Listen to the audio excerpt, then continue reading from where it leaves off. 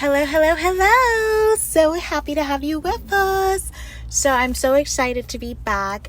My apologies to all of you. It's been a couple of months, I believe, and I have my thoughts to share with you regarding the last episodes of Katie's seasons of The Bachelorette, and also I started watching The Bachelor in Paradise, episodes 8 and beyond. So I would also like to share my thoughts on that. I promise, well, I don't think I need to promise, but I won't leave you hanging. I will be covering Michelle's season of The Bachelorette.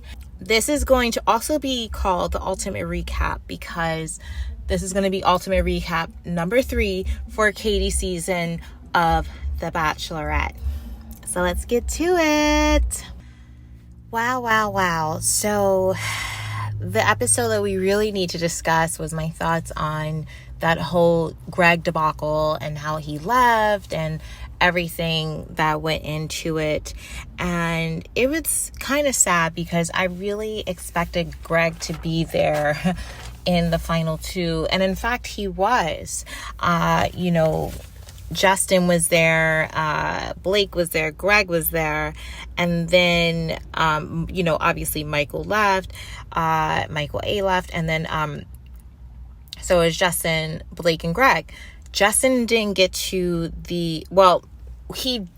it's so weird. He did get to the portion where it was time to go home and meet his folks, but it did not happen because they were busy.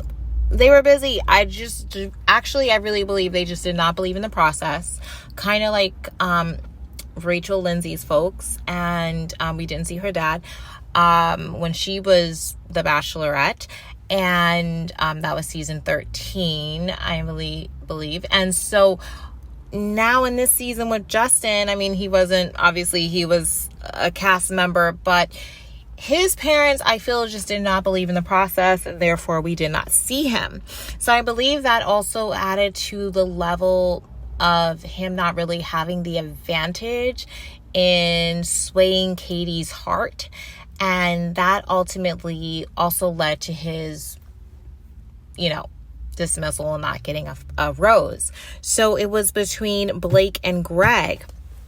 When Blake and Greg were in it, even when Katie met Greg's parents, she shared with them that, hey, he's going to get a rose.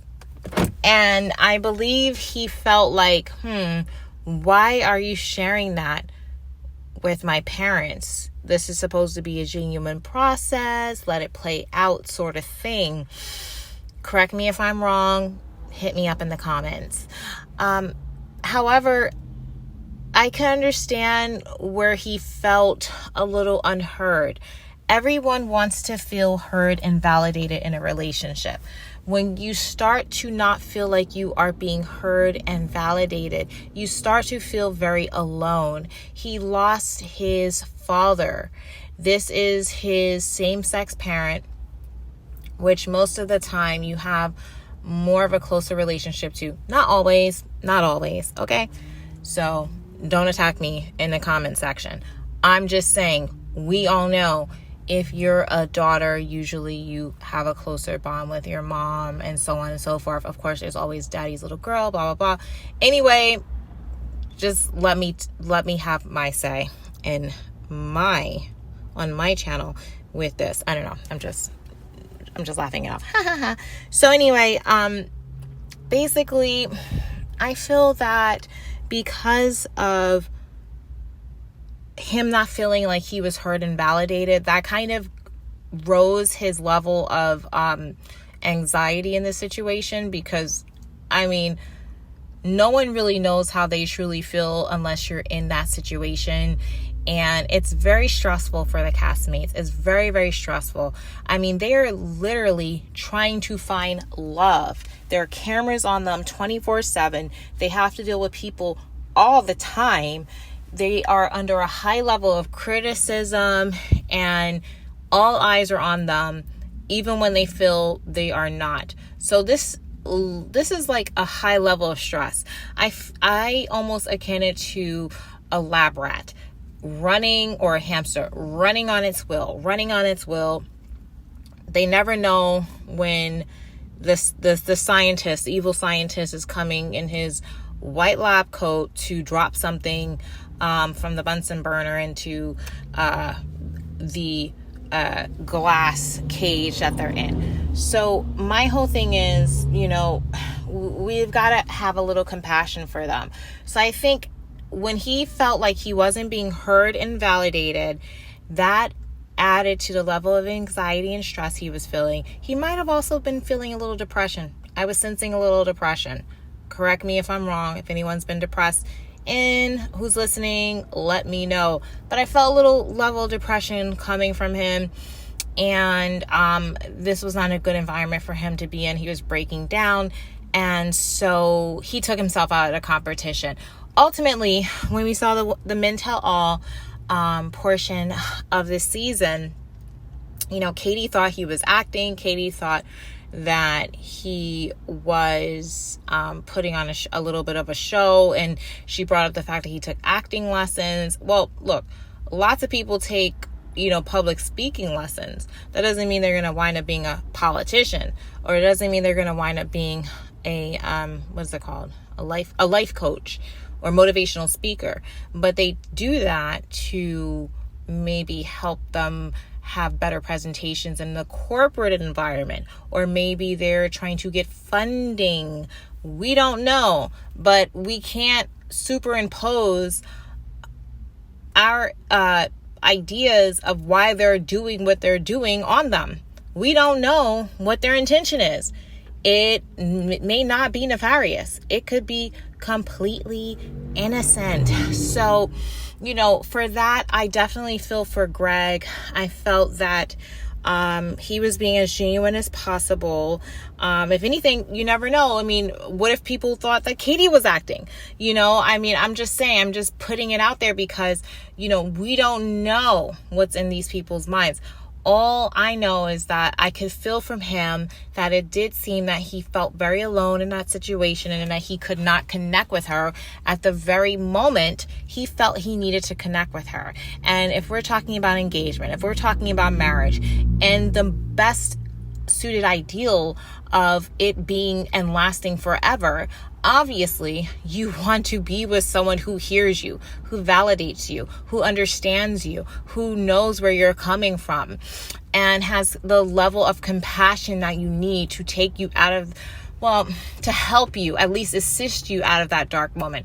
Maybe you can only take yourself out of that dark moment. Maybe he was in that dark moment. Maybe he needed help coming out of that dark moment. And maybe he did not find her equipped to help support him in that supporting role where he's the star to lift himself out of that.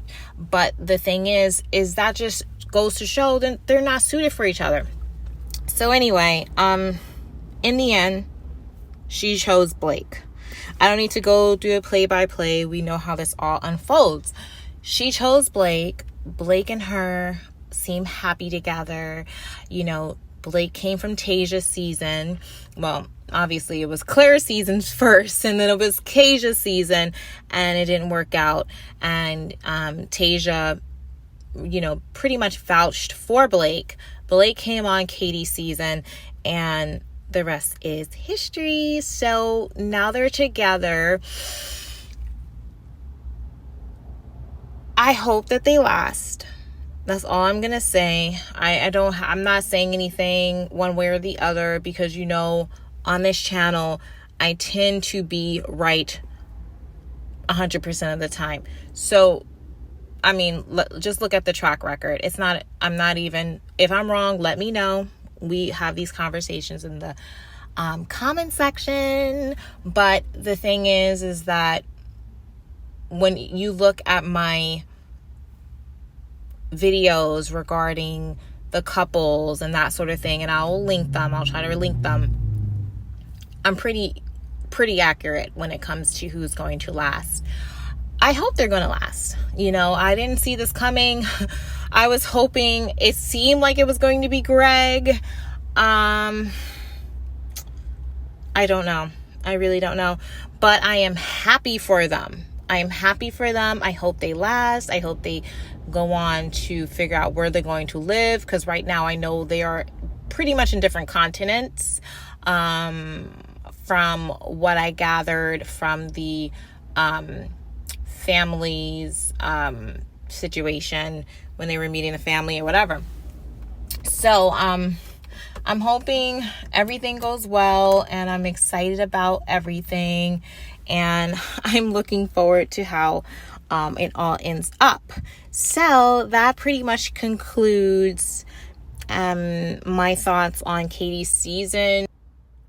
So let's get into Bachelor in Paradise, episodes 8 through the current episode.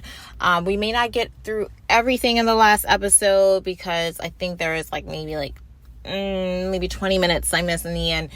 But I really want to talk about this whole situation with Natasha. I feel like we need more compassion for Natasha. Natasha has gotten the short end of the stick. Thankfully, she did get the sympathy rose where they're like, oh, basically someone used you to stay in the game so they can date someone else. We want you to stay longer. But then even after she stayed longer, she met up with the doctor. He was best friends with the guy. And that wasn't going to work out. So she automatically felt it was a little awkward. Then she moved on to Ed. Ed seemed, I don't know what he seemed like. And because I've had my own feelings about him from the last seasons of The Bachelorette. And I didn't like how he kind of interacted with some of the men. So I have my own feelings about him. But I'm open-minded about how things turn out because, again, this is TV and they have cameras on them all the time. So, we have to be a little compassionate with them. Whatever. So I was open-minded about that. But then he went off and decided to basically beg for a date with Mackenzie, I think that was her name, from Peter's season, and got her to stay in the game at the expense of Natasha. And my thing is that he acted so closed off to her when it was time for her to go around. He acted closed off to her and was like, oh, me and Natasha hitting off, blah, blah, blah.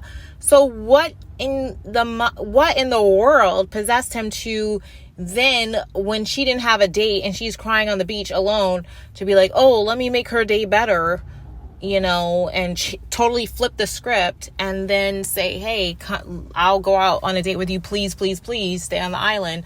I just met you. I haven't really had as much interaction with you as I have with Natasha, the one who I said I was pretty much with when you first gave me your proposal. But hey, do some tricks to make you take me out on this date. And it worked. She dried her eyes. All of a sudden there was no tears, and the tears left very quickly, as quickly as they came.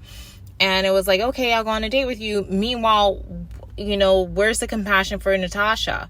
I didn't see the first episode, so correct me if I'm wrong, but I was filled in pretty well from a very good source.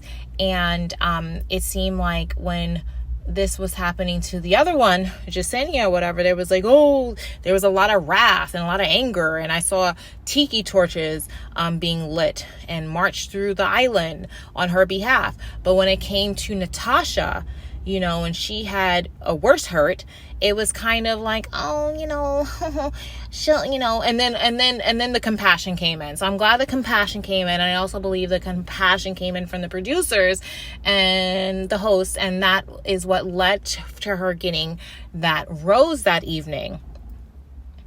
But it to me, it's very sad that then she tried, and then she went out with Ed, and then Ed did her like that. Like, what's that about? What is that about? Someone please let me know. So it's like one of those things where I don't know. I need some guidance on this. The other thing, what, has been going on is the whole Chelsea debacle. Aaron, I've had my own thoughts on him and how he interacted with the other cast members. You could look at the season he was on in this channel, and I have my own thoughts about that. But now, like, he was supposed to be into Chelsea, then he basically acted like he was so open when it came to Mackenzie asking him out on a date, and then he shut her down. Okay, but I'm thinking to myself, I didn't see you really shutting her off. You kind of left it open-ended. To me, that's where, the mea culpa should have been coming from. From him, not Ed. He is the one who kind of left it open with Mackenzie. Hey, I'm open. She asked him, and then he's like, yeah, no. Like, he's just playing games, talking out of both sides of his mouth. He's saying yes, he's saying no at the same time. Let your yes be yes. Let your no be no. Let people know what you're talking about. Don't lead people on. No one has time for this. Okay, this is Bachelor in Paradise. People want to fall in love. People want these things to end an engagement.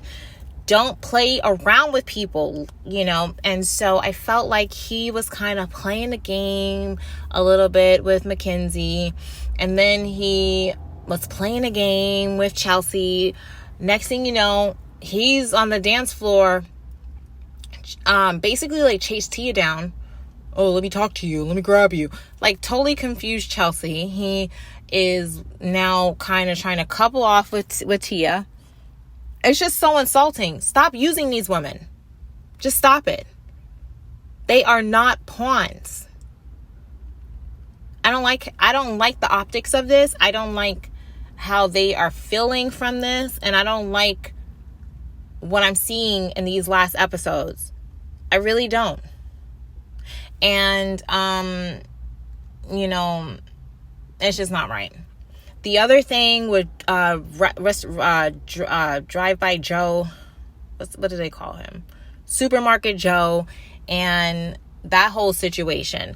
I was really feeling for his ex. I forgot her name, but I was really feeling for her because she kind of thought, they can get back together probably. And that's really sad because, I didn't really follow their love story, but I'm like, why did it end? How did it end? And what made her think there was still an opening? So we need to all be thinking about that. What did Joe do or not do, or what?